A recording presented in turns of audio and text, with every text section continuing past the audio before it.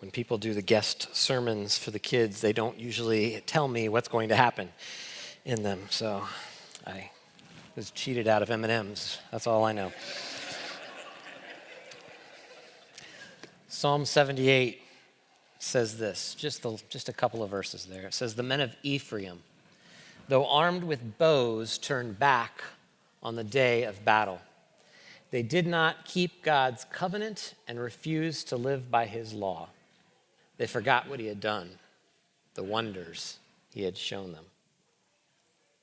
What in the world do men of Ephraim, great warriors, turning back on the day of battle, what do they have to do with raising the next generation? What do they have to do with parents discipling their children, or grandparents raising that next generation, or coming alongside the parents of their grandchildren? What does it have to do with those in our preschool and those teaching our teenagers and elementary students and everywhere else? And those of you without children, even who cry out for children in your life, but are given them here in this congregation, at least to mold and to raise up. What does this battle language have to do with this? David Michaels, he was the pastor, the children's pastor at Bethlehem Baptist Church, which isn't actually that far away from here.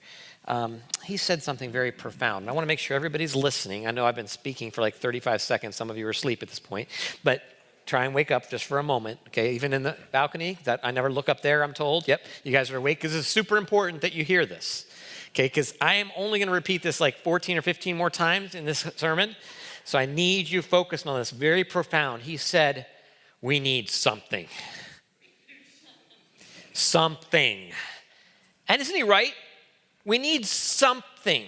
We got to have something. In fact, we all agree together the key to growing our church is that we have something. If we want people to come to our church, we have to have something for our children, right? There's got to be something for our children. If we expect this event, Club Valentino, if it's going to be well attended, well, we have to have something for the children, right? This is part of it. If we agree, we have to hire somebody, or at least it's gone. We have to have something for the children. We got to hire somebody else. We got to have something for the children. We got to always do something. So we always hear, come to the mission meeting, the prayer meeting, the Bible study. We'll have something for the children. Check the website, check the bulletin. There's going to be something. You can even see it in ours, the little yellow with the parent and the little kid. There's going to be something for the children. We always care about having something for them, and this is so true. We as parents, teachers, pastors, whoever we are in this world who interact with kids, we must give our kids something. So I raised 3 kids. You've met all of them. They used to be very cute. This is what they used to look like. Oh, yeah. Aren't they beautiful? You just, real quick. They don't want me to show them too much because then I start crying. Remember the good old days? I'm worried about my kids. And I'm worried about your kids, not just mine.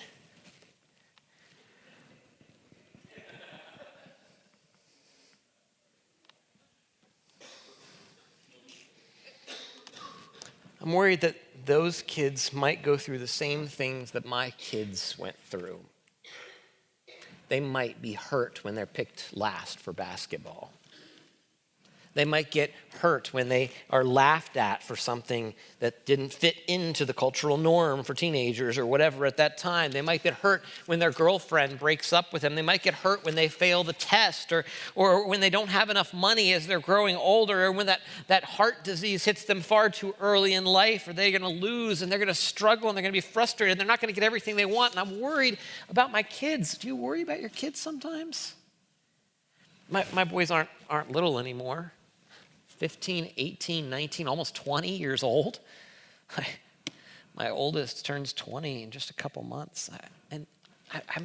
Throughout their life, I felt this battle to protect them from things in the culture.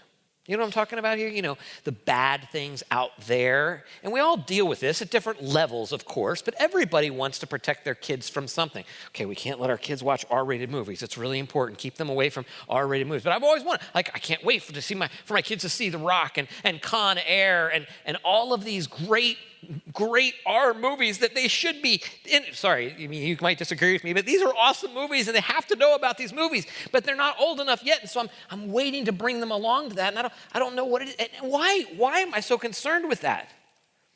Why do we struggle with what it is that our children will think and do? And I mean, honestly, my kids, don't let them watch Deadpool because there's 60 plus F-bombs in there. They hear that before lunch every day.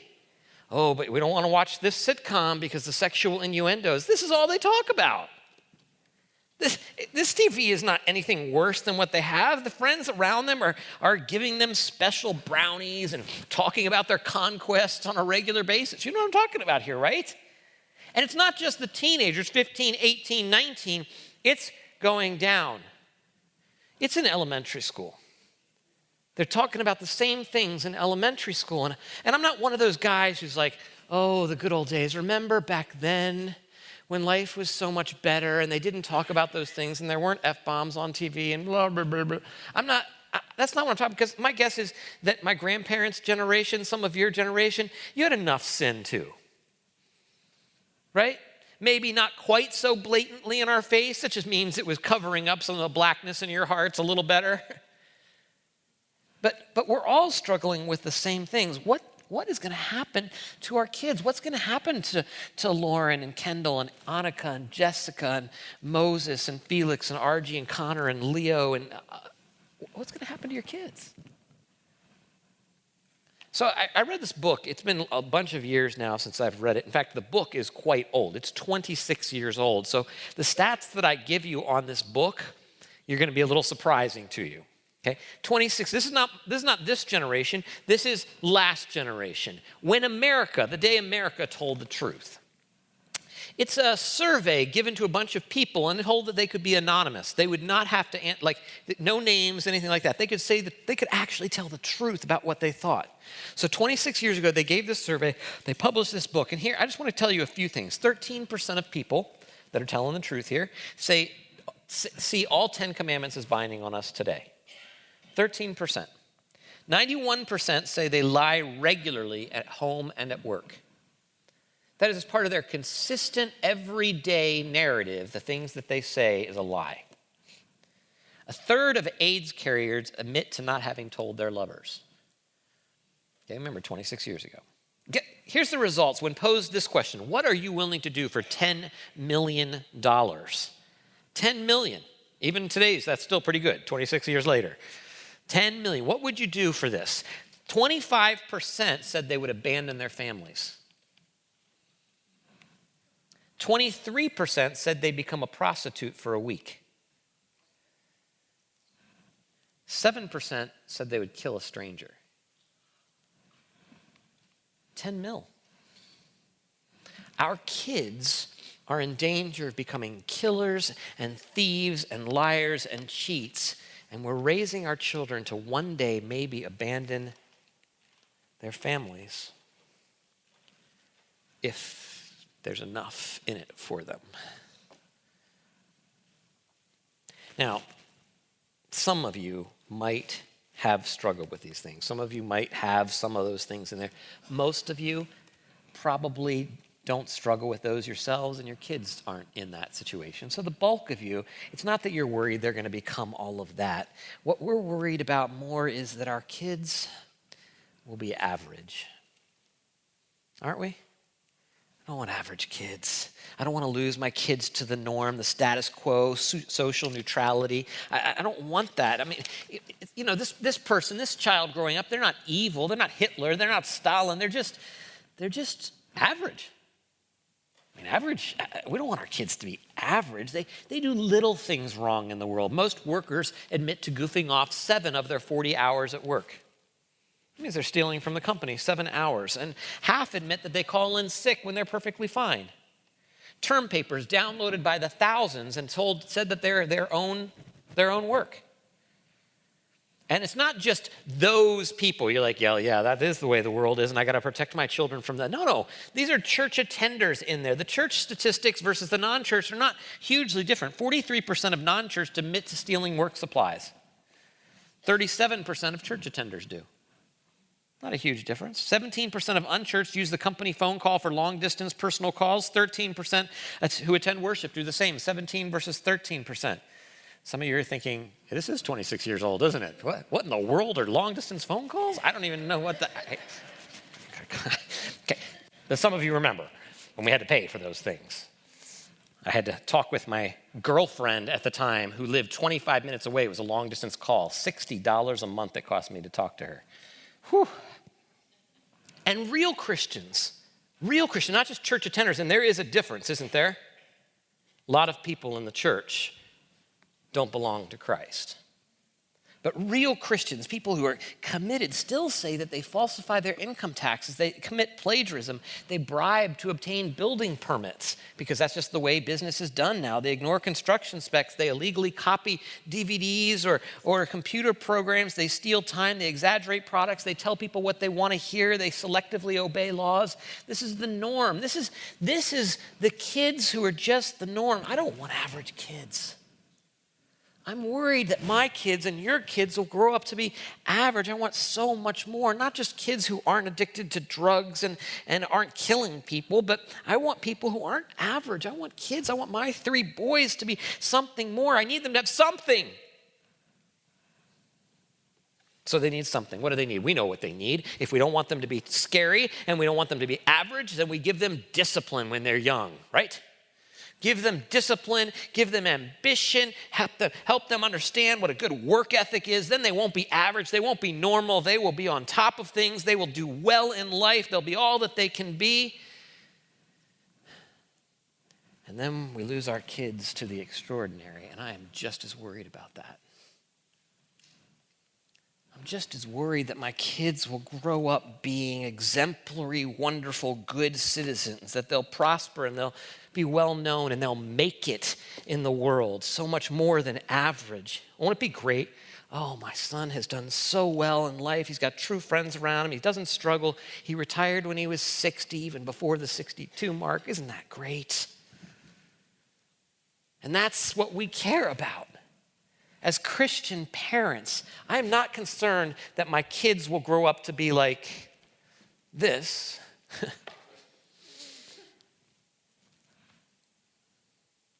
I'm just as concerned that they'll grow up to be like this.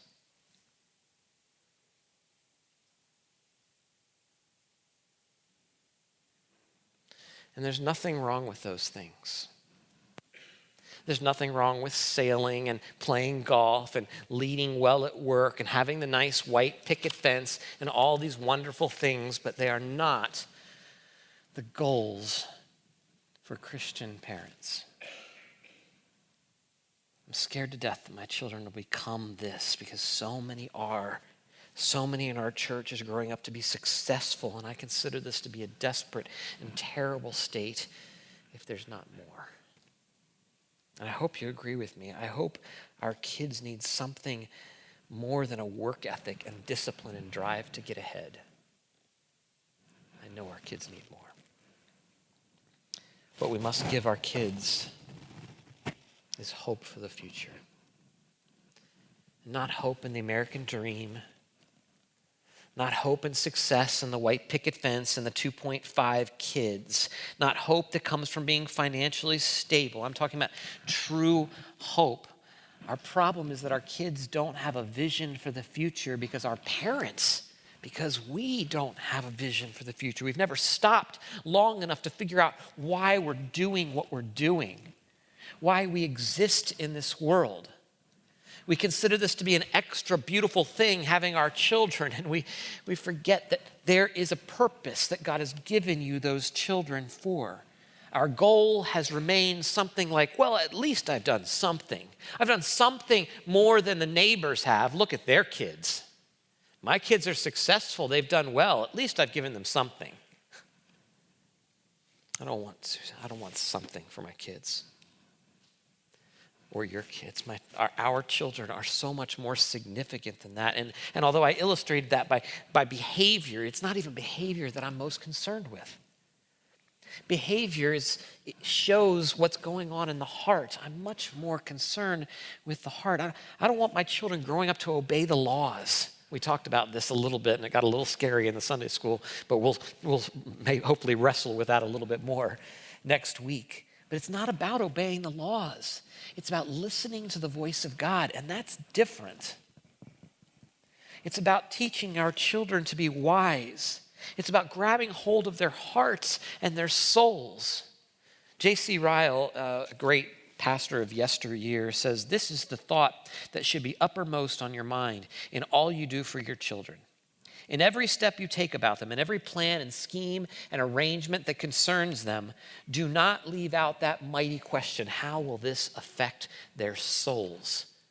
The chief end of their lives is the salvation of their souls. How will this affect their soul? Is that what's primary in our heart? Is that what we're thinking constantly as we're raising this next generation? How does what I'm doing right now, soccer practice, how does going to school, how does sitting at this kitchen table, how is the time they're spending on their phone, how does this grab and glorify, how does this take care of their souls? And I don't think J.C. Ryle, knowing him as I do, he's got a great book. It's out there on the book table that they were talking about earlier, and you need to grab it. Some of the things that parents should be thinking about. I don't think he's thinking about the most important thing is that you get our kids to bow and next to their bed at 8 o'clock when they're going to bed and say the sinner's prayer. I don't think that, that's wonderful. That's beautiful. It's a great moment that you can mark in history and put in their baby book, but it's one piece of their salvation. The reformers have always said salvation, justification is very important, but so is this whole other part of soteriology. Salvation is not only when you come to Christ, it's staying with Christ. Christ has saved us, and he is saving us, and he will ultimately save us. This whole path, if you think you're somehow done after your child has said some sort of a prayer and a tear has come to your eyes and you've told your friends and called them up and everything is great with your kids, you aren't caring for their souls. That's a step in a journey that your children will not end. That, by the way, you grandparents, grandparenting and grace that Larry McCall is talking about later, it's still not over as you lead your children, not your grandchildren or great-grandchildren, even your children. They're still hopefully seeking wisdom from you, and you're still called to give them. Maybe you don't give them commands anymore, but you still give them this wisdom. Their souls are so much more important than giving them allowance and ethical lectures and new cars and whatever you think is good for your kids, and none of those things are wrong things. There's so much more. Let me answer this big question of how do we give hope to our children by answering this smaller question. What are our children? And I'm going to deal with this a lot next week. That's the main thing is Psalm 127. But it tells us what our children are. You probably know this, even though you don't know it's from Psalm 127. Children are a gift from the Lord. Is that true? Children are a gift from the Lord. They're like arrows in the hands of the warrior. Blessed is the man whose quiver is full. Do you hear the significance this text puts on your children? They are so much more than mere arrows in a quiver. Like we put quiver full on our license plates or on our bumper stickers, or we'd like this idea of quiver full. Look at my arrows. Aren't they nice? This is a very sharp arrow. It is the best looking arrow ever, isn't it? Look at my arrow. Oh, and it says yes, ma'am, and no, sir. Yes, very good arrows. They've done their job well. But arrows are so much more. Arrows are designed not to be looked at, but to be shot at the enemy. We'll talk greatly about that next week. We've got to give them something more than something. It's not just this thing from parents where we have this mediocre idea that our children will be more than average, that our children will grow up to be something better than others. But no, there's this huge vision, there's this plan, this strategy. Do you want to give your children a vision? Have you thought through this? And by the way, again, I'm not talking about just the 3-year-olds. I'm talking about the 10-year-olds and the 18-year-olds and maybe even the 45-year-olds, depending on what your relationship is with your children. You can still give them a vision for the future, not just something, a plan that comes out of a vision. And as a church, we must cultivate this. But hear this. This is me preaching from the pulpit and bringing Jesus into this whole thing as I'm going to do. But it is not my primary task to train your children. It is not Pastor Andrew's primary task to take care of your youth, or Hannah's, or all the other wonderful people who volunteer on Wednesday night and Sunday morning. Even right now, people are doing that. It's not their primary, it's not the preschool teacher's primary job. They are to help you mold your children in the right direction. They're to come alongside of you and give you resources and help support what it is that you are doing as individual parents in their lives as this community comes together. Can you imagine, wives, can you imagine if your husband said, I'm going to come home Friday night. I want you to be ready. And on Friday, this is going to be this fantastic date. You need to be ready at 7:00. But honestly, I've been on a date. I've been on like 40, 50 dates in my life. I'm okay at it. But I've hired a professional dater because he's so much better at it than me. Right? And you wives are thinking, actually, that doesn't sound all that bad. So ideally, right? You're like, no, I want my sweetheart to learn. I want you to study this. I want you to think about this. I want you to take me seriously. I want you to take me on that 7:00 date. And I know you're not as good as the professional, the person who spends all of his time studying about these things, but I want you. And this is what the children need. They need you. They don't need the professionals. Hannah's job, my job, Andrew's job, our job is to help come alongside you and hold you up to be able to do this job. It's not our job. Let me give you the vision. 78, Psalm 78. We're finally back to Psalm 78. The vision comes from this. And this is not, I'm not suggesting that this is the vision of Warsaw Evangelical Presbyterian Church. I won't get to mold that, right? There's probably already a vision out there. I should have asked about that. There's already an idea. This is the vision that I have for children, period. This is bigger than all of those smaller ones. This is so that the next generation might hope and delight in God and not turn back in the battle. And you can hear in that our greater vision that you see right on the front here, that we hope only in Christ and we show him as beautiful and bring joy to our city and the world, that the next generation might hope in Christ, delight in him, that is, find joy in him, and not turn back in the battle. What does Ephraim have to do with this? What do these warriors have to do with it? Let me show you. Psalm 78. If you've got Bibles, go ahead and look at it. Or if you've got phones, scroll there or something like that. Psalm 78. Mine got messed up, so let me see here. I have to find it along with you. Psalm 78, verses 1 through 11. And you've heard it already. The winds read it to you this morning. 3 generations read it together. Oh, my people, hear my teaching. Listen to the words of my mouth. I will open my mouth in parables. I will utter hidden things, things from of old, what we have heard and known, what our fathers have told us. We will not hide them from our children. We will tell the next generation the praiseworthy deeds of the Lord, his power and the wonders he has done. He decreed statutes for Jacob and established the law in Israel, which he commanded our forefathers to teach their children, so the next generation would know them, even the children yet to be born, and they in turn would tell their children. Then they would put their trust in God and would not forget his deeds, but would keep his commands. They wouldn't be like their forefathers, a stubborn and rebellious generation, whose heart was not loyal to God, whose spirit was not faithful to him. The men of Ephraim, though armed with bows, turned back on the day of battle. They did not keep God's covenant. They refused to live by his law. They forgot what he had done, the wonders he had shown them. Ephraim looked strong and ready. I can imagine this in my movie-addled brain, right? I can see them coming out, and they've got their bows, and they are ready. They're dressed in their warrior gear. These are the men. They're ready. And it says that they turned back. They retreated. They turned and ran from the battle. Why? It says they forgot his commands. They didn't keep his covenant. Again, Sunday school was about this commands and covenant and how they work together. And there's a lot of mystery there, but this at least, perhaps our children are ingrained in this scary behavior or this average behavior because they've forgotten the covenant. Perhaps even they've become exemplary and extraordinary children and grown into extraordinary young men and women, and still they've forgotten the covenant. Again, don't mistake that behavior is the main thing that I'm trying to get at here. Behavior is the outflow of the heart, and a heart filled with hope will overflow into the community. It will show itself. So behavior is relevant, but it's not the main thing. They don't turn back. They turn back in the battle because the relationship, they've forgotten this relationship with God, this covenant that they have. They're not keeping his laws because the relationship has started to go away. Why did they forget the covenant?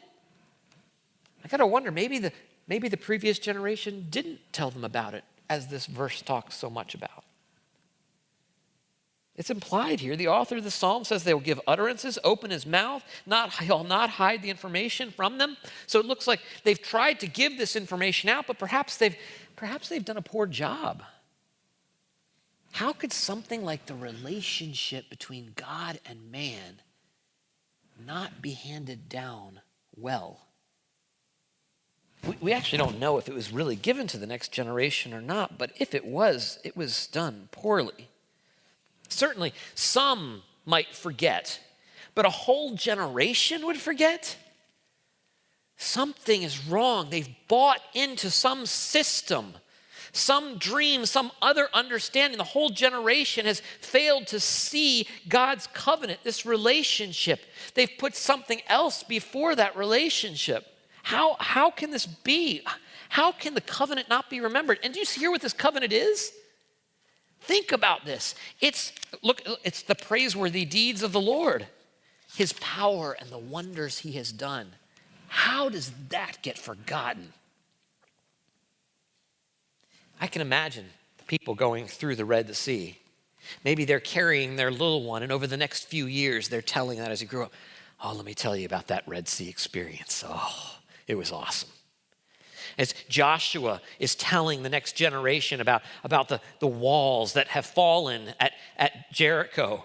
Yeah, let me tell you, kids, about this. We just marched around it, and then they felt like we didn't even do anything. That's how awesome God is. Look at these wondrous deeds. And you've got some of those in your life, don't you? You get some of those wonderful deeds. And how in the world does that kind of an understanding of God come to the fact that you don't end up talking about him? How do we get to, okay, everyone, let's do catechism question number 93. Let's hurry it up because the game is about to be on. How is it that God's mighty deeds are forgotten? Because we've bought into this other system. We're like, okay, let's read Psalm 78 together. Let's read Deuteronomy 6. We read that as our call to worship this morning. And you can just imagine we've just forgotten about this. Hear, O Israel, the Lord our God is one. Love the Lord your God with all your heart and soul and something, I don't know. It doesn't matter to us anymore. We've stopped giving our children a vision. Our children aren't continuing the battle, and part of the reason is because they haven't been told how important this battle is. They've been told that this dream over here is more important than the battle that God has equipped you to equip your children with. You haven't bought into this battle. And so your children aren't either. They're happy with the American dream and they're missing it. It's being stolen right out from under them. This whole new world that they can walk in. They're happy with this one. They've got these blinders on. You remember my first few months here. And they've missed this new world. We're so good to give them, give them like Harvard, give them Yale, give them some fantastic school in the future, and they can eat at fancy restaurants. They can be a partner in that law firm, and they're in deadly peril. We don't teach them to deal with suffering and martyrdom. And this, just, where is the danger in this world? Where are we equipping them for battle? Or when they see the battle, they're like, no, thank you. Because they haven't seen the beauty of the wonderful deeds of God. They haven't seen this new world. The worship design team meets every single week, Andrew and Ben and Judy, and we were talking about different things to do in the children's sermon, and one of them talked about, I don't remember who, talked about this game of life. You guys play the game of life before? And you know what it is, right? You go, you get your car, and you're in your car alone, and then you have to decide whether you're going to take the college track or not college track. And if you take the college track, you do much better in life, right? So make sure you try to take the college track. That's what we're thinking. And then we get a wife, and I don't remember if she cost us or anything, but she actually cost us a lot. And then you keep going, right? And you get 2.5 kids or however many kids, and all along the way, you're trying to avoid the pitfalls of bankruptcy. And where are you trying to get over the hills? And as you keep spinning it, and finally you get to millionaire mansions. Yay! We've won. We've succeeded at life, and nowhere along the line is there suffering for Jesus, martyrdom. I would make a stupid game probably, but you get the point. right? Maybe when you're playing that, you'll throw that in there somewhere, or at least you'll remind your children, because as Jeff prayed, right, we were supposed to remind them whatever we're doing, when we're driving in the car with them, when we're laying in the bed, whatever we're doing. We're going to show them the wonderful deeds of God. Do you remember Eli and his children? Eli was prominent. He was special. He was a priest. Everybody looked to him, and his children were blowing it. And God came to him and said, why do you honor your sons more than me? I'm sure he was raising his children to be happy. Everything was fine. And God took them. I'm so afraid that maybe in my desire to love my children so much, to take care of them, to make them happy, that maybe one day I'm going to have to agree with God as they're justly condemned because they haven't seen the praiseworthy deeds of God. I want them to be happy, but I want them to be happy in Christ. Have you asked your children this? Try this sometime. What are mommy and daddy most passionate about, most happy about? What is most important to us? If you don't hear something like the covenant with God, following this Jesus, the beauty of the cross and this new covenant, if your kids aren't saying something about this relationship that you have with the King of the world, the one who has done wonderful and great deeds that we sang about, that Judy so set up in our and choir and orchestra, everything has been pointing to these praiseworthy deeds. If they're not hearing that, maybe not in so highfalutin language, but something like that, then maybe we've missed out. Maybe we've missed the mark in what we're supposed to be training. Maybe you haven't given them the vision that is so important to them. Are you training your children to triumph in the right things? Are you training them to triumph ultimately? I'm excited about what we can do to train our children for triumph, fitting young soldiers for the greatest combat ever. I'm excited to make my house a fortress for protection, a hospital for healing, a supply depot for replenishing the troops, a retreat center for R&R, and a launching pad for missionary zeal as I shoot these arrows out. That's what my home is. That's what this church should be. That should be our whole goal in life, that Christ would be known and treasured, and that our next generation would see that and feel that. Are you training your kids to triumph? Andrew's going to get to elaborate on this in a couple weeks. I get one more week, and then he's going to take all the practical things. He's going to show how the church comes alongside and brings kids up in training them in Scripture, how they read Scripture, and how they pray these kingdom prayers, so much more than just praying for Aunt Ethel's marbles, I don't know, whatever, just hurt leg or whatever, which are wonderful things. But big kingdom kinds of prayers. He's going to talk about how sacrament feeds into our children and why it's so significant that they're here. That's not just some mere ritual. He's going to grab hold of our hearts in that area. He's going to show us what disciplining our children looks like. What does it mean to discipline them? Because that's very important. But even more than all those things, there's loving your spouse. Are you loving your spouse more than your children? They need to see that. You want to raise your children well, love their mother or father well. Are you spending time with them? Not just quality time, quantity time. Are you there with them? Are you showing them joy in suffering? Prepare them to suffer, because I guarantee you they will. And if they're not ready, if you haven't prepared them, then they will probably fail. Are you calling them to be humble? That their God doesn't fit in some neat little box that you've explained to them, that you've allowed God to be free and powerful? Have you apologized to your kids and shown them where it is that you've made mistakes and how you want to grow? Have you taught them to be generous with their M&Ms and with everything else? Do any of you still have your M&Ms on the mirrors? Have you told them what they're for? Have you shown them that the 3-year-olds and 9-year-olds and 16-year-olds should be on missionary trips with you, so that they can see the way the rest of the world lives, so they can know that God doesn't love America most. He simply loves America. And America has been blessed in certain ways. You've been blessed in certain ways so that you might bless the world. That's the reason that you've been given much. I could go on, but Andrew will take care of all those things, and he'll be way more awesome at it. This series is about triumph, preparing our children to win the battle. And friends, this battle is dressed in the nice, neat veneer of the American dream. We think we've got it. But the call of the kingdom, which is stolen away sometimes by the American dream, the call of the kingdom comes from the King himself, the one who took our place on the cross and calls us to follow, to take up his cross.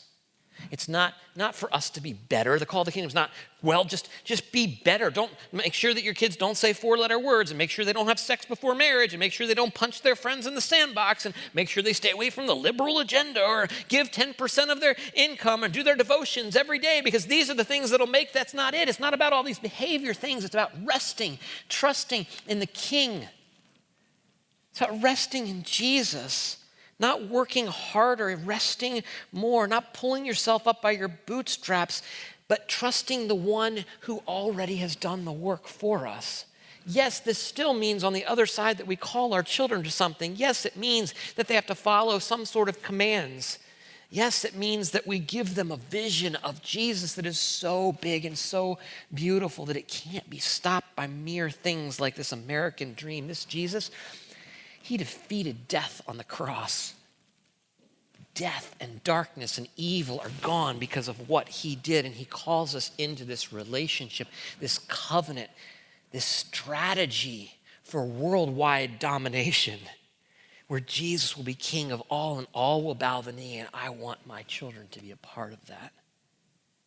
If you think that you get to teach the next generation the praiseworthy deeds of the Lord without basking in those praiseworthy deeds of the Lord yourself, you have missed it. You must be first. You must look at these praiseworthy deeds that he's given us throughout Scripture and that you've seen in your grandparents' life and your parents' life and in your own life. Bask in these things. Show these things to your children. Give them the power of the cross. Give them Jesus. If you don't know how to do these things, keep coming to these.